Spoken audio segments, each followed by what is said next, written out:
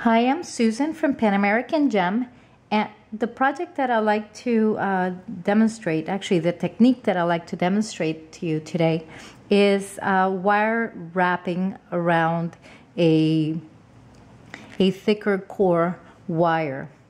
Now, I'm not going to go through how I made the frame exactly. It takes a lot of playing around. Really, you can find whatever shape you like. Go ahead and draw it on a piece of paper, work your design out. In this case, I'm making sort of an S for my name, Susan.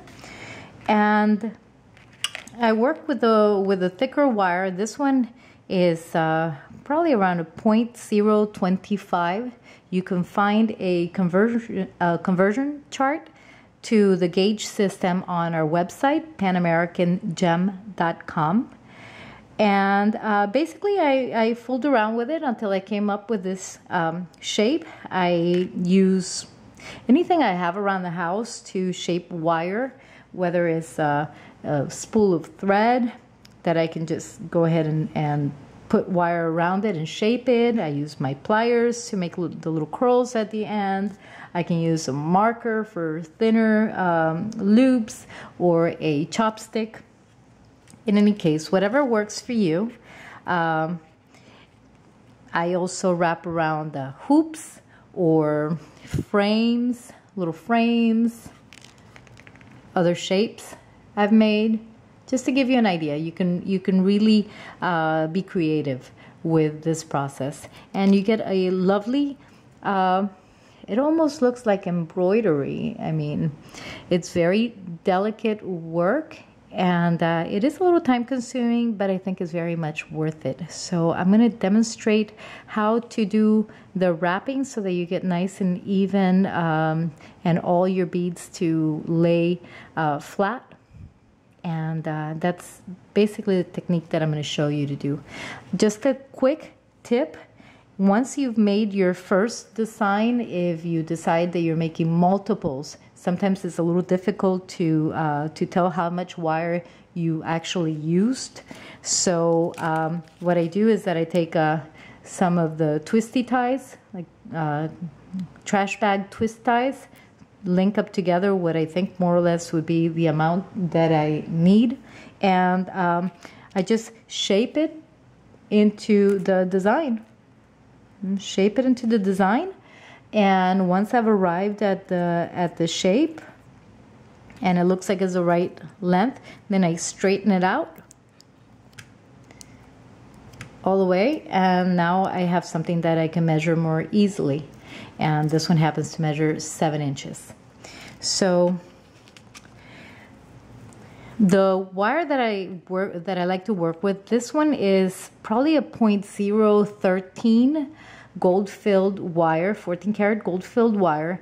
But I can also do the same technique with a 0.015, with a 0.017, which are a little bit thicker, and it still works just as nicely. Now, the first thing that I like to do is make a little coil around the end of a wire. Now, for a piece of a shape, a core shape, about 7 inches like this, it would take about 3 feet, so about 36 inches of the thinner wire to wrap around. Now, I'm only going to demonstrate a small segment, so I'm using a smaller piece of wire. But just for you to have an idea, it does chew up quite a bit of wire, although very thin wire is also rather inexpensive because it's sold by weight. So I'm going to go ahead and explain one last thing before I continue. Sometimes I wrap them on a straight wire. If your shape is not going to be very intricate, if it's going to be like a circular shape or maybe even a bangle, you can't do them on a straight line, and then go ahead and use whatever form you had for the shape. Bend it into shape, and then you can straighten them out and keep going. So that's just a little tip.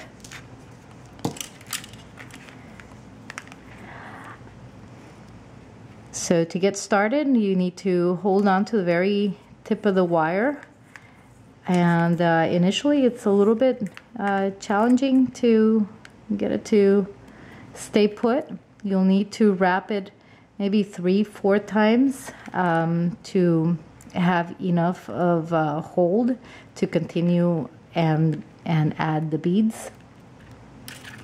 So that's a second complete loop. I'm going to go ahead and make 2 more, and what I do at the very end is it's glue the tips. So I use hypo cement glue, and it dries clear and is waterproof, and this is what I like to finish it with so that it doesn't catch on any fabric or get tangled in the hair and unravel. That's how I like to secure the wire. I'm going to cut the little tip that I'm using to hold on to the wire in place. I'm going to cut it away so that it doesn't get entangled with my wrapping. And I go ahead and put all the beads before I start into the wire, and I wrap the little loop at the end so they don't get away. Here goes the first bead, and what you do is that I'm going to hold it between my thumb and my index finger, kind of use my nail a little bit to help, and then go around. So for this size bead, which is about a 2.5 millimeter bead, I've decided that that 2 complete loops around the wire in between each bead is sufficient to hold them in place, and it's aesthetically pleasing. So that's how many times I'll be wrapping it, and it's pretty much how many times I wrap around, even for beads that are a little bit larger, like 4 millimeter beads. So the key to this wrapping is that the loops are very close together and that your beads are all in line. And the way that I keep them all in line is that I hold them together between my fingers, and then make sure that I pull tight on that first loop right after I've put the bead through. See, pull it tight and together. Continue. I'm going to make another loop.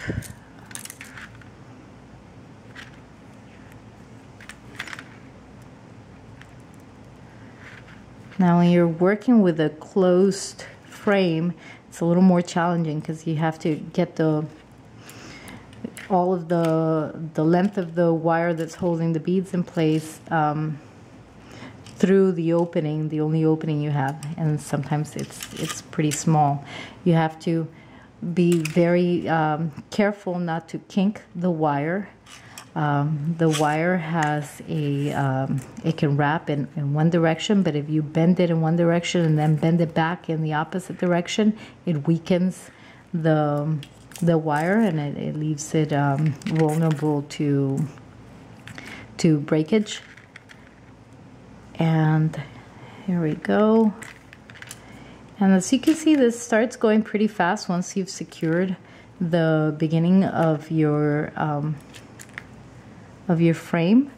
You gotta be very careful not to overlap your loops. Make them neat side by side, and you can use your nails, squeeze them together so that there's no gaps.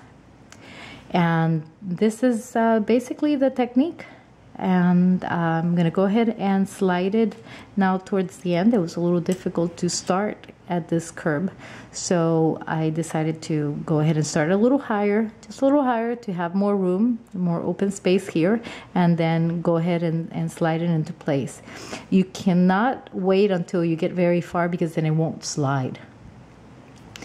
Now, just what I mentioned earlier, I'm not going to finish this one. It's very time consuming, but I'm going to go ahead and show you how the watch, this is also known as watch crystal glue, the hypo cement glue.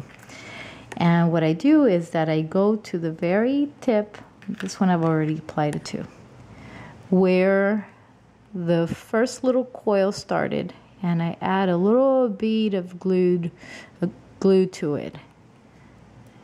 And same goes for the other end, and that keeps it from moving, from sliding around, and like I mentioned earlier, from catching on any fabric or hair.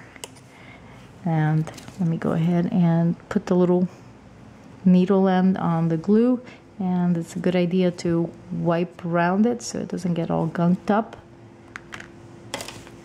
I hope you enjoyed this tutorial. If you did, please give me a like and visit our website for materials at panamericangem.com. You can find more ideas on our YouTube, our Pinterest, and our Facebook account. And please visit us, panamericangem.com. Thank you.